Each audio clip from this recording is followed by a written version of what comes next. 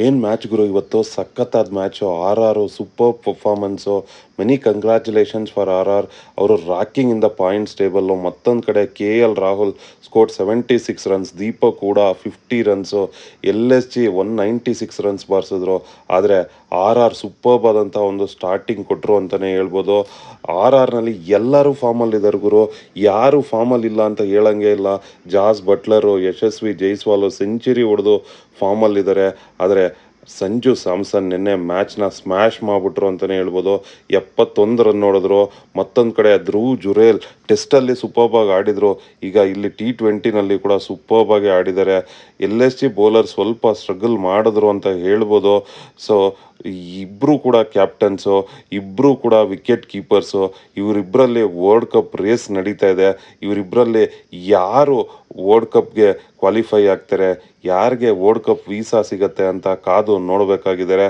Both are in form. Sanju Samson and KL Rahul ಇಬ್ಬರು ಇದ್ದರೆ ಒಳ್ಳೆಯದೇ.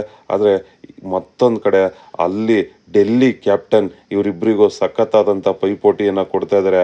ಆಕ್ಸಿಡೆಂಟ್ ಆಗಿ ಹೊರಗಡೆ ಹೋಗಿದ್ರು ಕೂಡ ಬಂದು ಸೂಪರ್ಬ್ ಆದಂಥ ಒಂದು ನಾಕನ್ನು ಆಡ್ತಾ ಇದ್ದಾರೆ. ಅಲ್ಲಿ ರಿಷಬ್ ಪಂತ್ ಅವರು ಕೂಡ ಒಂದು ಕಾಂಪಿಟೇಷನ್ನಲ್ಲಿದ್ದಾರೆ. ಇವ್ರು 3 ಜನದಲ್ಲಿ ಯಾರು ವರ್ಲ್ಡ್ ಕಪ್ಗೆ ಹೋಗ್ತಾರೆ? KL ರಾಹುಲ, ಇಲ್ಲ ಪಂತ, ಅಥವಾ ಸಂಜು ಸ್ಯಾಮ್ಸನ್ನ?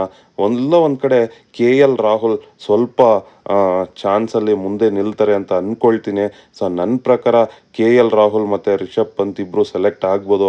ಆದರೆ ಪೀಪಲ್ ಸಪೋರ್ಟ್ ಏನಿದೆ ಅದು ಸಂಜು ಸ್ಯಾಮ್ಸನ್ಗೇನಿದೆ. ಸಂಜು ಸ್ಯಾಮ್ಸನ್ ಏನು ಮಾಯ ಮಾಡಿದಾರೋ ಗೊತ್ತಿಲ್ಲ ಫ್ರೆಂಡ್ಸ್. ಸಂಜು ಸ್ಯಾಮ್ಸನ್ಗೆ ಸೋಷಿಯಲ್ ಮೀಡಿಯಾದಲ್ಲಿ ಸಪೋರ್ಟ್ ಏನಿದೆ ಅದು ನಿಜಕ್ಕೂ ಒಂದು ರೀತಿಯಲ್ಲಿ ಅವರು ವಿರಾಟ್ ಕೊಹ್ಲಿಗಿರೋವಂಥ ಸಪೋರ್ಟಲ್ಲಿ ಸಂಜು ಸ್ಯಾಮ್ಸನ್ ಅವ್ರಿಗೆ ಕಾಣುತ್ತೆ. ಸಂಜು ಸ್ಯಾಮ್ಸನ್ ಅವ್ರಿಗೆ ಸಖತ್ತು ಅಂದರೆ ಫಾಲೋವರ್ಸ್ ಕಮ್ಮಿ ಇರ್ಬೋದು, ಬಟ್ ಆದರೆ ಅವರ ಹವಾ ಜಾಸ್ತಿ ಇದೆ ಅಂತಲೇ ಹೇಳಬೇಕು.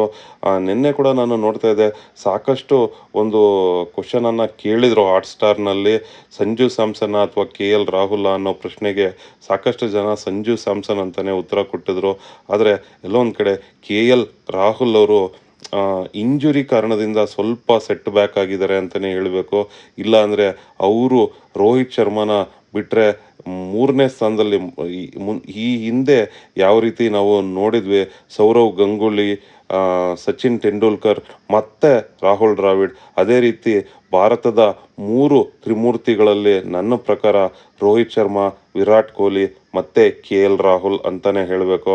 ಆದರೆ ಇಂಜುರಿ ಕಾರಣದಿಂದ ಸ್ವಲ್ಪ ಸೆಟ್ ಬ್ಯಾಕ್ ಆಗಿದೆ. ನೋಡೋಣ ಏನಾಗುತ್ತೆ ಅಂತ.